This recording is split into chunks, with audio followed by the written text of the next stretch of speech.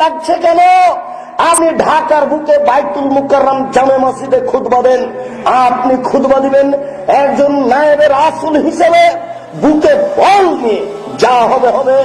আপনি খুতবায় উঠে মিম্বরে উঠে বলবেন যেই ভাষা রাসূল বললেন, যেই বক্তব্য রাসূল দিলেন। আল্লাহ রাসূল বলছেন, আলী লা তাদু তিমসালান ইল্লা তামাস্তাহু ওয়ালা কামরান মুসরিফান ইল্লা সাওয়াইতাহু। আলী তুমি ছাড়বে না কোন উঁচু কবর, সবকে ভেঙে খান খান করে দাও। আলী তুমি ছাড়বে না কোন ছবি মূর্তি, সবকে ভেঙে চৌচির করে দাও। আমি মুসলিম চিররণবীর, মরণকে করি না ভয়, মরলে শহীদ বাঁচলে গাজী, আমার উভয় সমান, মরলেও জান্নাতি বাঁচলেও জান্নাতি। আমি মুসলিম চিররণবীর, মরণকে করি না ভয়, আমার জেলে যতটুকু সেলে ততটুকু। আপনি এইভাবে বলবেন, 24 ঘন্টার মধ্যে দেশের মাটিতে যত ছবি মূর্তি আছে সবকে ভেঙে চৌচির করে দাও, খান খান করে দাও। জবাব, ইমাম সাহেব আপনি এই মিম্বরে উঠে এই বক্তব্য দিলেন, এটা আপনার দেওয়া উচিত। ইব্রাহিম আলাইহিস সালাম মূর্তি ভেঙে দিয়েছেন, আমার নবী মূর্তি ভেঙেছেন। মূর্তি ভাঙার নীতি হচ্ছে মুসলমানের নীতি।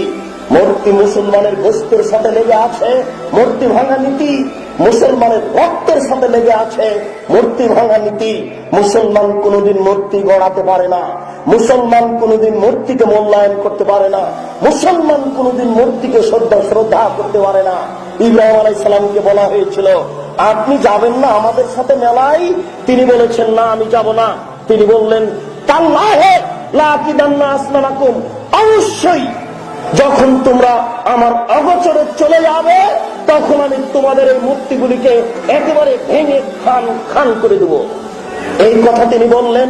ফাজালাহুম জুজাজ, তিনি মূর্তিগুলিকে একেবারে চৌচির করে দিলেন।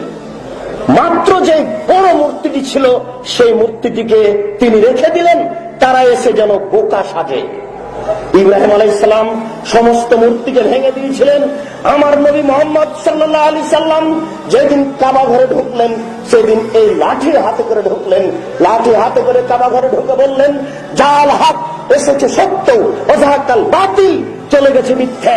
ইন্নাল বাতিলা, নিশ্চয় মিথ্যা, কানা যাহুকা, চিরদিন মিথ্যা। এই বলে তিনি সেই কাবা ঘরের ছবি মূর্তিগুলিকে লাঠি মেরে ভেঙে চৌচির করে দিলেন। কোন মুসলমানের বাচ্চা মূর্তিকে সম্মান করতে পারে না।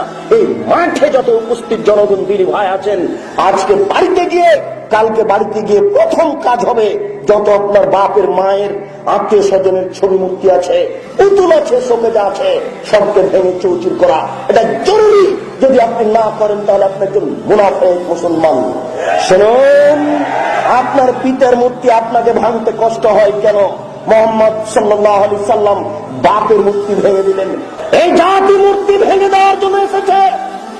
মুসলমান কোনদিন মূর্তিকে সম্মান করতে পারে না, অসম্ভব হতে পারে না। জাতিকে বলে জানাচ্ছি, জল বলে ভাবি না, শোল বলে ভাবি না। যতক্ষণ পর্যন্ত দেহে শ্বাস আছে ততক্ষণ পর্যন্ত হাদিসের অনুবাদ করবো ইনশাআল্লাহ। এই দেশের মাটিতে যদি হিন্দু কথা বলতে পারে, এই দেশের মাটিতে যদি ইহুদি কথা বলতে পারে, এই দেশের মাটিতে যদি খ্রিস্টান কথা বলতে পারে, আমি আপনার এই দেশের মাটিতে হাদিসের অনুবাদ করতে পারি। আমি এই দেশের মাটিতে হাদিসের অনুবাদ করতে পারি।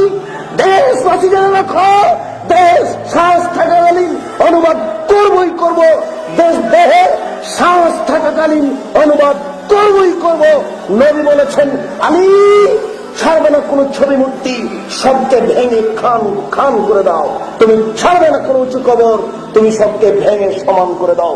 মুসলিম জনাব জজ হাইকোর্টের মালিক জজ সাহেব, আপনাকে বলে রাখছি, আপনি মনে রাখুন, কালকে যদি আমাকে আদালতে দাঁড়াতে হয় তাহলে আমি মুসলিম শরীফ খুলে আপনার সামনে অনুবাদ করে দেখাবো।